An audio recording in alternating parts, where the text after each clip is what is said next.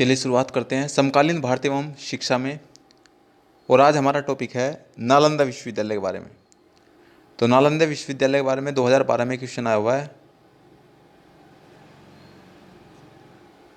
प्रश्न क्या है कि नालंदा विश्वविद्यालय पर टिप्पणी लिखिए। तो नालंदा विश्वविद्यालय क्या है इसके बारे में बताना है। तो नालंदा विश्वविद्यालय सबसे पहले बात करते हैं स्थिति की।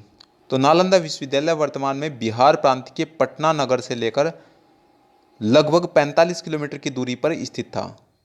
जहाँ पर पटना है वहाँ से 45 किलोमीटर की दूरी पर स्थित था। और यह महात्मा बुद्ध के प्रथम शिष्य सारिपुत्र की जन्मभूमि थी।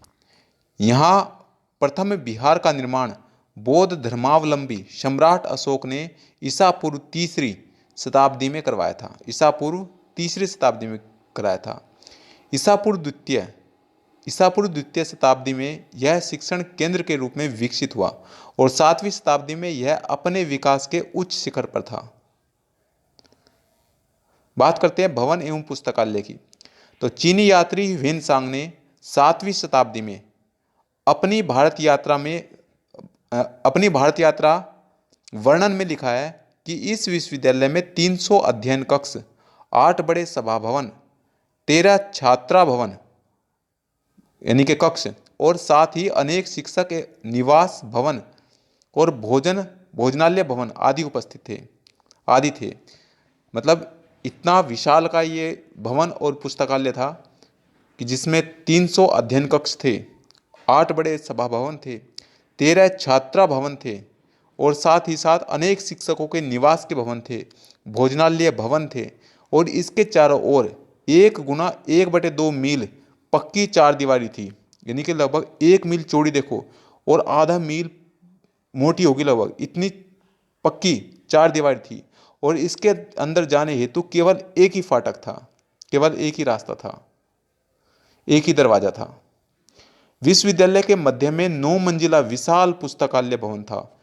विश्वविद्यालय के बीच में मध्य में 9 मंजिला विशाल पुस्तकालय था जो तीनों भवनों में बटा हुआ था। 3 भवन थे उसमें, जिसमें रत्नासार भवन, रत्नोदधि भवन और रत्न रंजक भवन थे उस पुस्तकालय में। बात करते हैं छात्रों का प्रवेश। तो प्रधान द्वार पर भिक्षुओं के द्वारा प्रवेश परीक्षा ली जाती थी। प्रधान यानी कि जो मुख्य द्वार होता था उस पर भिक्षुओं के द्वारा प्रवेश परीक्षा ली जाती थी और इसमें केवल 10% से 25% तक छात्र ही सफल होते थे। प्रवेश परीक्षा में उत्तीर्ण होने वाले छात्रों को बिना किसी भेदभाव के प्रवेश दे दिया जाता था। फिर बात करते हैं पाठ्य विषय की। तो इस विश्वविद्यालय में बौद्ध साहित्य, दर्शन, महायान और हीनयान दोनों शाखाओं का, चारों वेद का, न्याय, सांख्य, योग दर्शन, जैन धर्म, व्याकरण, गणित, रसायन शास्त्र, ज्योतिष, कला, शिल्प, आयुर्वेद, चिकित्सा, इन सब की शिक्षा और इन सब की उत्तम व्यवस्था थी।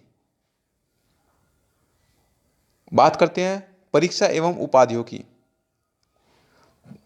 तो नालंदा विश्वविद्यालय में शिक्षा पूर्ण होने पर छात्रों की परीक्षा होती थी और छात्र भिक्षुओं के एक पैनल के सामने उपस्थित होते थे। जो छात्र भिक्षुक थे वो सभी एक पैनल के सामने उपस्थित होते थे। भिक्षु उनसे मौखिक रूप से प्रश्न पूछते थे और संतुष्ट होने पर उन्हें सफल घोषित कर दिया जाता था। सफल छात्रों को स्नातक की उपाधि दी जाती थी। Thank you for watching. Please like, comment, share and subscribe. Thank you very much.